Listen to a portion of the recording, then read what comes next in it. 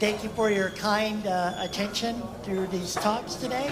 Without any further interruption, I'd like to introduce Martin Siwiak from Red Hat Czech. We'll be talking about affinity rules in VMs. So good afternoon, everybody. Thanks, Brian, for the introduction. My name is Martin Siwiak. I work for Red Hat. I've been there since 2007, which is quite a long time. And for the past about 4.5 years, I've been working on the OVERT project. There's one assumption about the OVERT project that's very fundamental to all the presentations you've heard today, and that's, sorry about that, is that our VMs are actually pets, not cattle, which means we'll do whatever we can to keep them running, and that's why we care about live migration, and that's why some assumptions and some decisions are like they are. So without further delay, so what I'll be talking about today, I'll be talking about VM affinity. So first I'll actually tell you what we think the affinity is, what use cases we see for affinity, then we'll overview the actual affinity types we decided to implement. I'll show you something about affinity conflicts. We'll talk about the actual management of affinity in OVERT. And then I'll discuss some future ideas, and we'll have time for questions. So what is actually affinity? Affinity, as we see it, is basically an attraction factor between VMs. It means virtual machines might want to run together or not want to run together.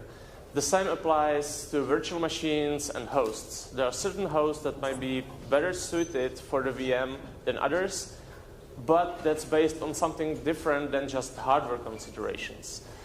It's just a logical attraction.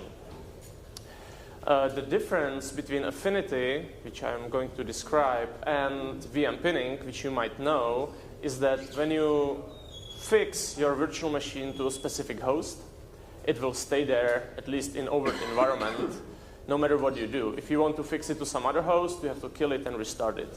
Currently,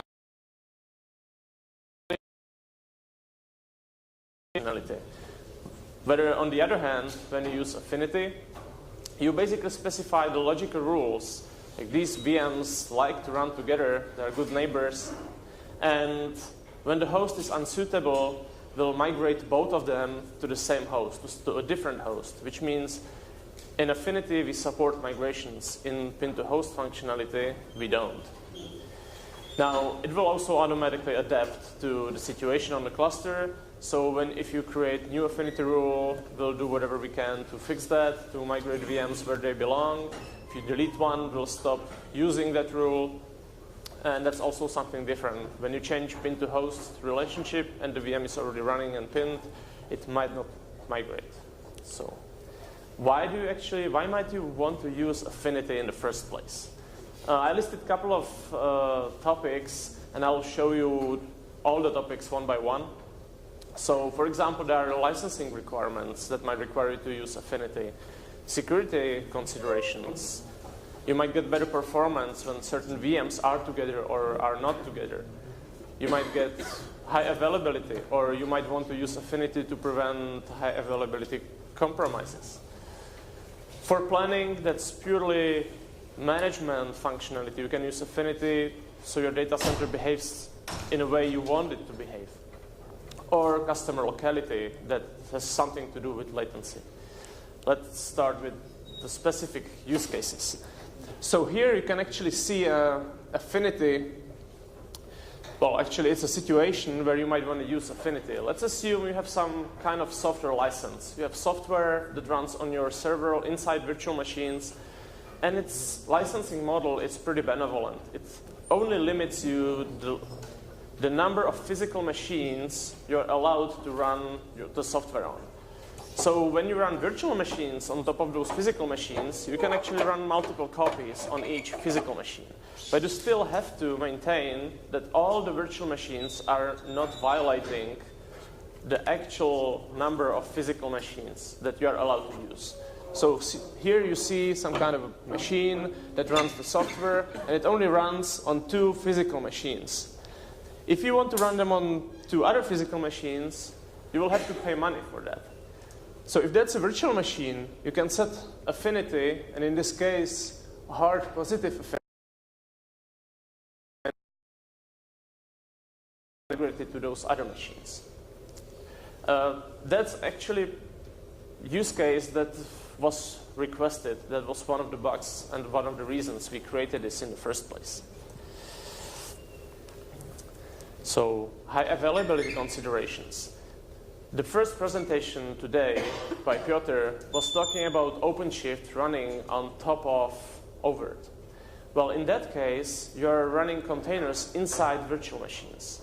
And Kubernetes already provides you with high availability configuration with replication manager. But what happens when the hosting virtual machine runs on the same host as some other hosting virtual machine, and Kubernetes plants your containers to those two virtual machines that are running together? The physical host can go down, and both two replicas will die in the same instant. So you will compromise high availability that way. But if you define negative affinity between those two VMs, they will never be on the same host, which will maintain high availability in this case. You might want to define affinity for security reasons, basically creating subclusters. Here I have one of the examples.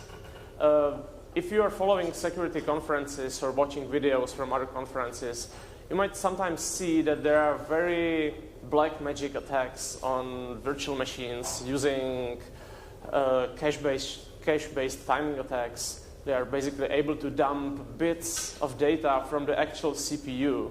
And that way they can actually cross virtual machine barriers. So there are ways, although they are very weird and mathematically confused and I can't replicate them, to read data from another machine that's running on the same CPU. So if you have sensitive virtual machines, like I have here, virtual machine that's processing my card payments, you don't want to run them on the same physical host where you're running some public service where anybody can start their loads. So you might want to separate them. And again, for that, you might want to use affinity. You might want to define either negative affinity between those two VMs. You might want to define positive affinity of both those VMs to their respective subclusters.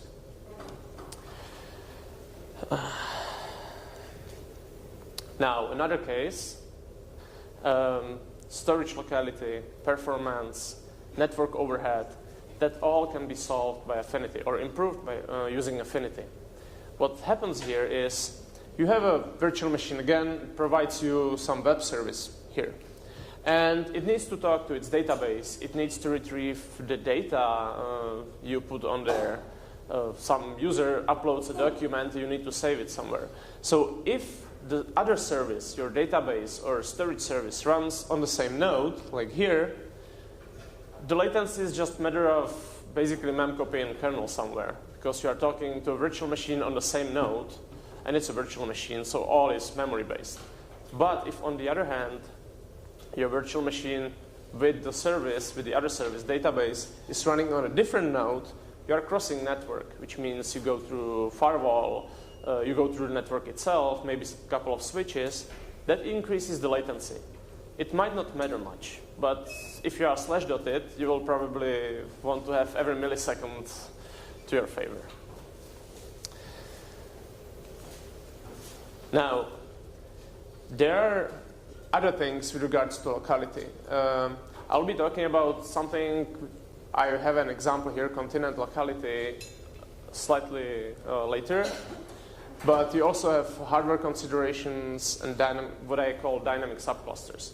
Now, what it is in our world, in overt world, not all hosts are equal, which means you can have a host that's very powerful. You can have a host that has special hardware that accelerates something.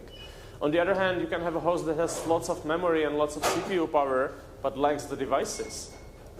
And they are connected to the same cluster. So when you decide where a VM is going to run, you can specify basically a what we call soft affinity or weak affinity, which means if the host is available, if there is enough resources on that host for that VM, we will try to start a VM there.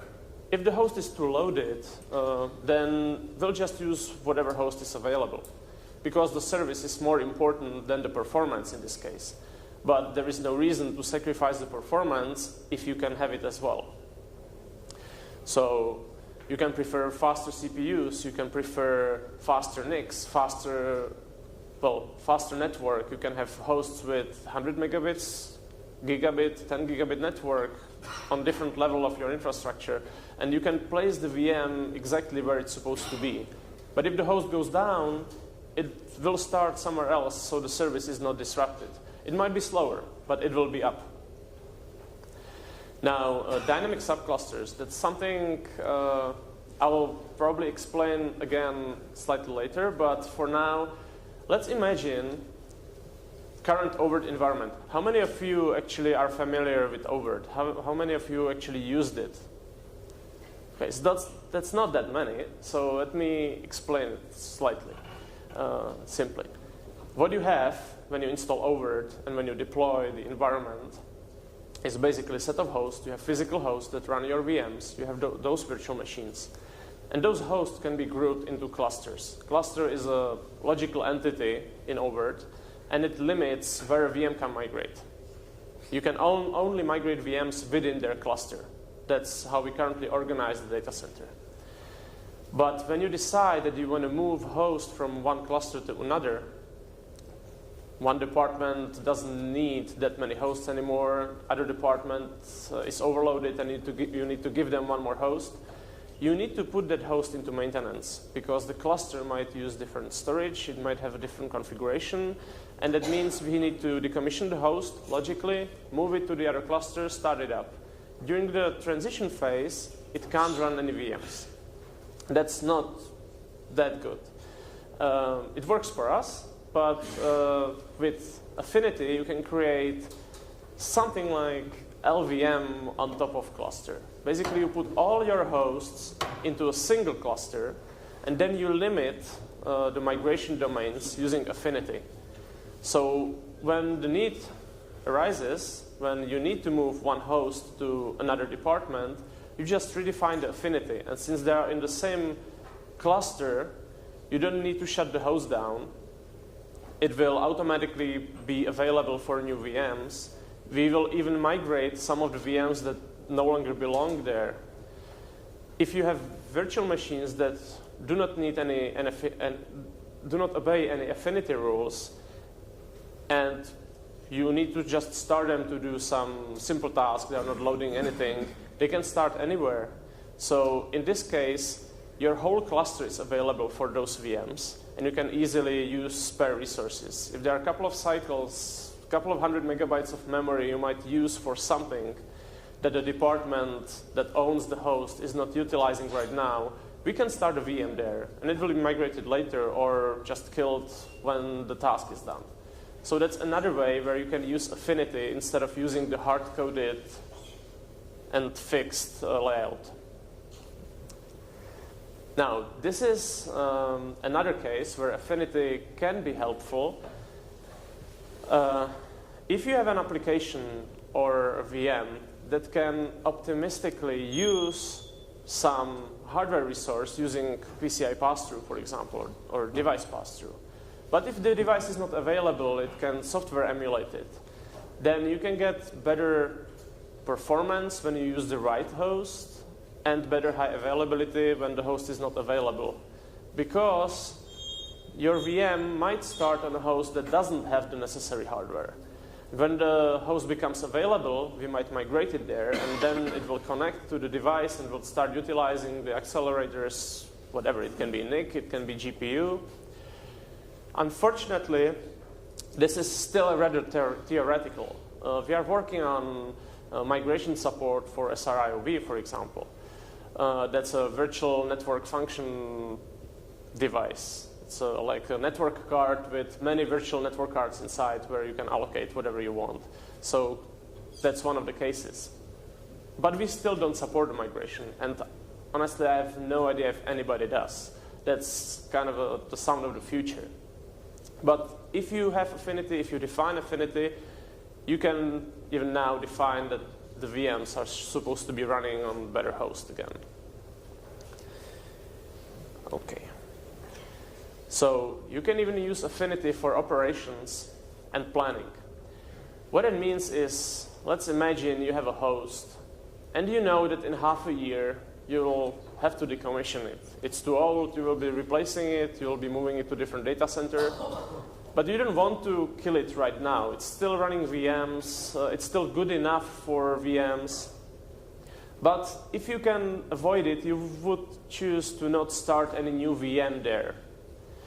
Just so it's barely empty, fairly empty when the time comes. So you define soft negative affinity to that host. And we will start a VM there if we have no other choice, or if other hosts are too loaded. But if we don't have to, we'll just start a VM elsewhere. And so gradually over time, your VM will basically, your host will basically become empty. And then putting it to maintenance and decommissioning it will be much easier because you won't start any migration storm. It will be basically empty. So a couple of migration of small and unimportant VMs maybe, and the host is free and disconnected. What you might actually want to do as well is keep some services together, not just for performance reasons. Basically for management reasons, because you know that this rack in the data center is running all your web services. So if you need to plan power outage, you know that all of them are here. If you have all the databases for customers in the same rack, you know that you need to double the power to that rack. It's all management. It's not performance. Performance is one of the reasons, but you might have different reasons for that. Just logical, just so you remember where stuff is. That's another way to use Affinity for. No. So I said that I'll explain the locality aspect later on. So now is the time. Basically, one of the goals you all have when you are exposing services on the web, for example, is to put your services as close to customers as possible. Customer can be internal, it can be another service, it can be somebody on the internet, it doesn't really matter. So in this case, I have basically a service with a client. There's somewhere a service, this is the client, and it's connecting to the closest server there is. You also have some kind of slow network, the internet, one data center in Europe, one in the US. But currently the user is using the closest data center. The latency is better, performance is better.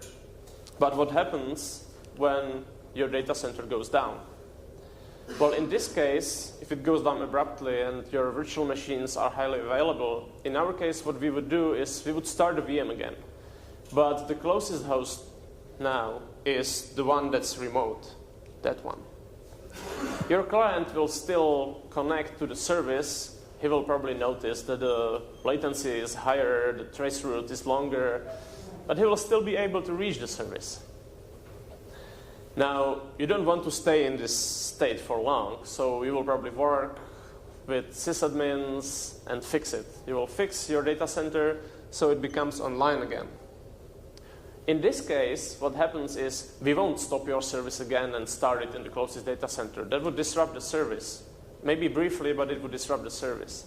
So our goal in this case is to utilize, as I said, our VMs are pets, so to utilize live migration, maybe even using post-copy as Andrea explained before he left the stage, which means the client will be talking to the VM here, and the VM will be slowly migrating. Once it's here, the client will start talking to the closest server again. The latency will improve, and your system is ready for all load again. This is the most complicated thing for us because live migration over slow network can be complicated. We need to decide whether we should move the VM right now, because we won't do it immediately. I mean, the VM is running on a host. Suddenly you start a new host, and if we started moving all the VMs at once, we would basically kill the network with migration. So your client wouldn't be able to reach that because all the memory will be occupying all the pipes.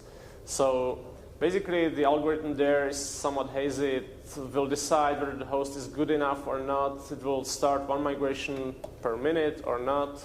So basically, it will slowly migrate. It's not immediate, but the VMs will get there eventually. It might even happen that the VM will die before it's migrated, then we will start it on the first host. That depends on your load. So I talked about a couple of different affinity scenarios and types. So let's just sum them up so I can continue. We have basically see 4 different affinity types. You can see my hearts there. The red heart represents heart positive affinity. Heart positive affinity for virtual machine means it will only run together with some other virtual machine or on a specific host.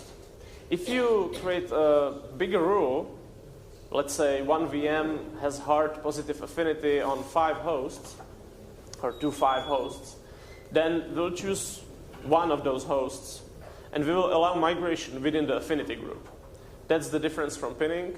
Currently, in overt, if you define multiple host pinning, which is a rather new feature as well, we will start the VM on any of those hosts, but we will not allow migration afterwards. With affinity, we'll pick one host, and then we'll allow migration. So if the host is too loaded, we'll move the VM to some other host from the same group. Now, we also have hard negative affinity. You might remember that I talked about that in the case of HA system, like where you need to put 2 VMs apart from each other so you're not compromising your high availability. Or in the case of secure versus unsecure hosts. So some VMs should not run on unsecure hosts because they might be compromisable. And we have the soft variants of those. Those are useful for those slow migrations where you don't care about the situation right now, but you would prefer if it slowly went to the right host.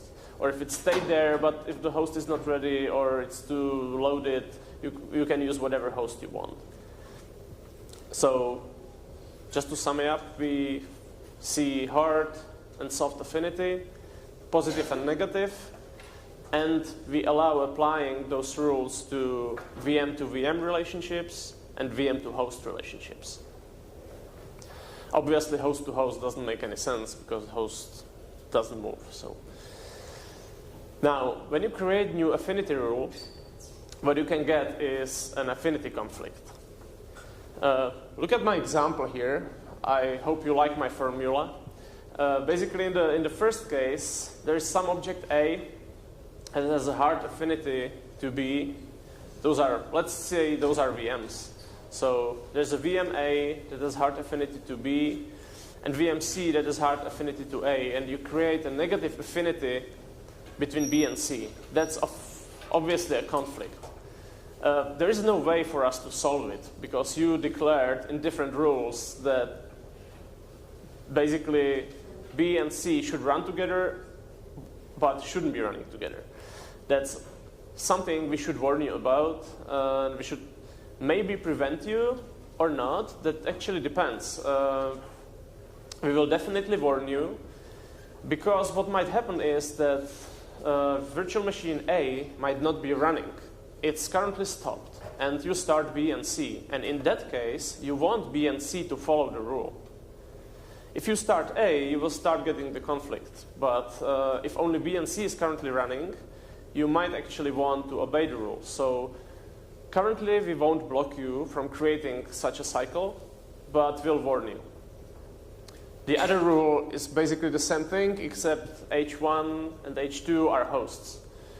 The 2 VMs will always want to run together, but virtual machine A wants to run on host 1, always, and virtual machine B wants to run on host 2. And they can't satisfy that while they are running. So if only virtual machine A is running, the rule is fine. If only virtual machine B is running, the rule is fine as well. But if they are both running, again, you have a conflict. So we will warn you again. It's up to you as administrators or designers of the cluster rules to make sure that this doesn't happen. We'll do whatever we can to help you with that, but we can't fix it. There are certain violations that we can fix it. If it's simple, if it's not a cycle like this, let's say you already have virtual machine A running on host 1, and you create a new rule that says virtual machine shouldn't be running on host 1. We'll detect that. That's a solvable conflict, and part of the balancing algorithm in overt will try to slowly fix that up. It might not be immediate. There might be more important rules to solve first, but we'll see that and we'll try to migrate the VM to the right host. So the issue here is this might conflict with balancing. When you imagine balancing based on CPU usage, on free memory on the host, and then rules like soft affinity, you need to somehow specify what's more important to you. Because it might be that you care more about soft affinity than about memory load. You just want the VM to be there if it's possible. If the host is down, you want the VM to start anywhere. But if the host is up, you want the VM to run on the host, whatever it takes. On the other hand, you might want to run the VM on a host that's not CPU overloaded, and affinity is just a bonus. If it's possible, then it's cool, but if it isn't, I would rather have the better performance than obey some artificial rules. And that's, again, that's up to you to decide, because we can't do it for you. Currently, for us, soft affinity is pretty important. The default implementation, which you can change, well, default configuration, which you can change, says that affinity is 10 times as important as CPU. But you can change that. What you should be aware of is that when you say that affinity is as important as the CPU, you might get migration cycles. Basically, the VM will decide, oh, I want to migrate here because soft affinity is telling me that. And once it's there, it will decide, oh, but the CPU is suddenly slightly more loaded than it was supposed to be, and there is a nice empty host there. So it will migrate somewhere else. And we have certain logic rules that are preventing this from happening, but it's really just guessing. We can't really tell what will happen in 5 minutes. So if soft affinity and balancing have the same priority, you might get migration cycles. So you always need to decide what's more important. With hard affinity, that's easy. Nothing like that will happen there. But with soft affinity, you need to be aware of that. So we have something which we call Affinity Rule Enforcement Manager, and that's running alongside the balancing. They are talking to each other in a certain way, but they can't do everything. It's not as smart as you can be. So now I described affinity in general. I mean, I assume other projects might want to have affinity or already have affinity. I know Kubernetes supports affinity. Now, what do we have in overt? In overt, we have two different kinds of affinity. We have affinity labels and we have affinity groups. We decided to do it like this for one simple reason. Sometimes you want a data center and you want rules that are very simple. You just want to declare that this is a hard affinity. These two VMs are supposed to be always together. Or this VM is always supposed to be on this host or on this group of hosts. You don't want anything complicated. And you can use affinity labels for that. There are simple labels. So you apply the label to virtual machine, you apply the label to the host, and you declared an affinity group. On the other hand, you might want to declare that a virtual machine has soft positive affinity to another virtual machine, and both of them together have soft negative affinity to a group of hosts. And that you can declare using affinity groups. Affinity group is basically, I don't have this dialog screenshot here, but it's basically a list of virtual machines with a rule that declares the relationship between those virtual machines, and a list of hosts, and relationship between the declared virtual machines and the declared host. That supports all different types, as you can see on my icon, using my icons. And as I said, watch out for the conflicts. They're totally yours to make, and most of the time yours to fix. We'll do what we can. Now, so how our affinity labels work. Here we actually have a virtual machine that's supposed to start. And it has two labels, finance and DB.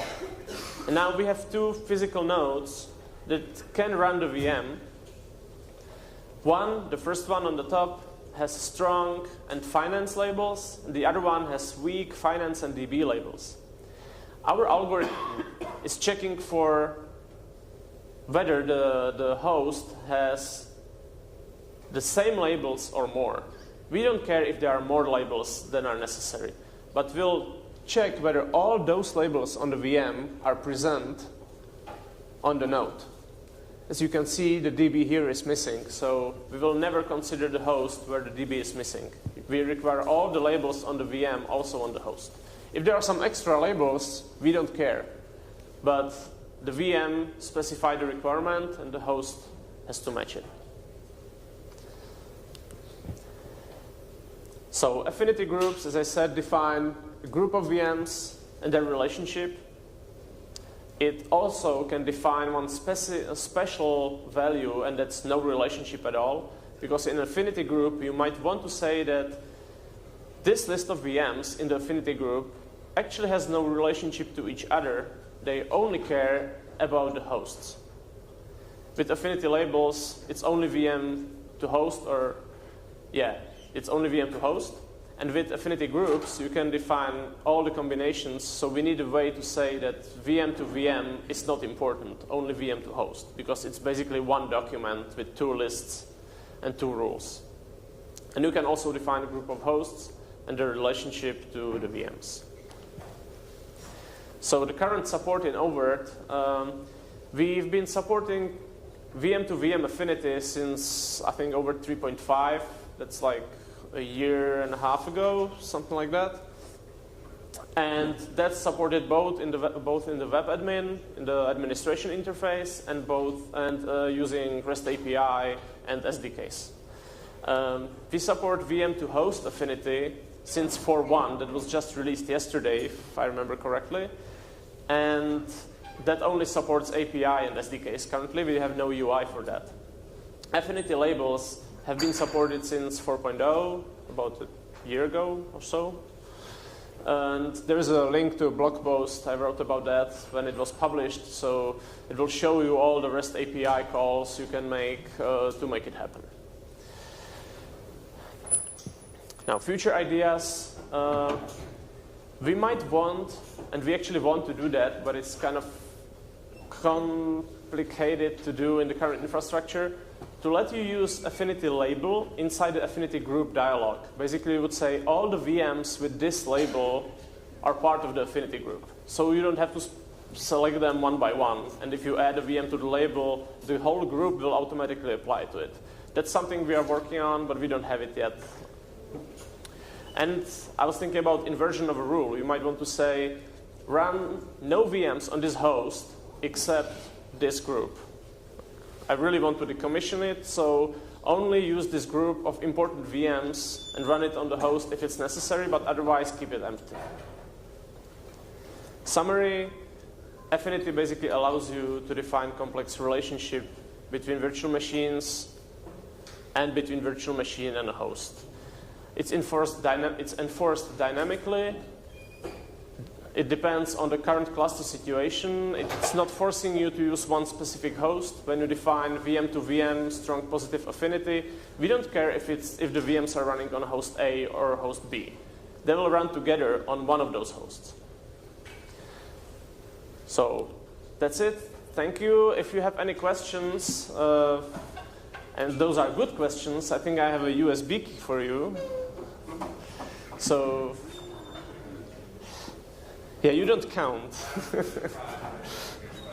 Okay. So a lot of this was reminding me of DVR show scheduling, where you have the different shows that you want with a limited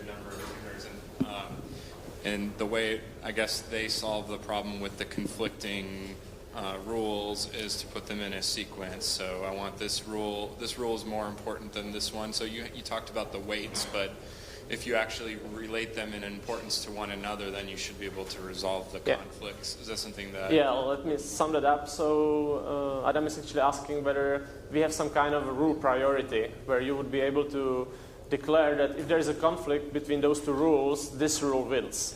Now, currently, we don't have any rule priority. It's actually a good question. We might consider it in the future, but we wanted to have at least something basic before we start verging into the difficult area.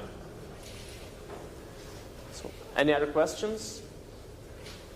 Okay, then let me invite you to our booth. We are in the main building, close to the info, where all the kiosks are. We have Overt running there, so we can take a look of what we actually support and talk to the developers. So thanks for watching.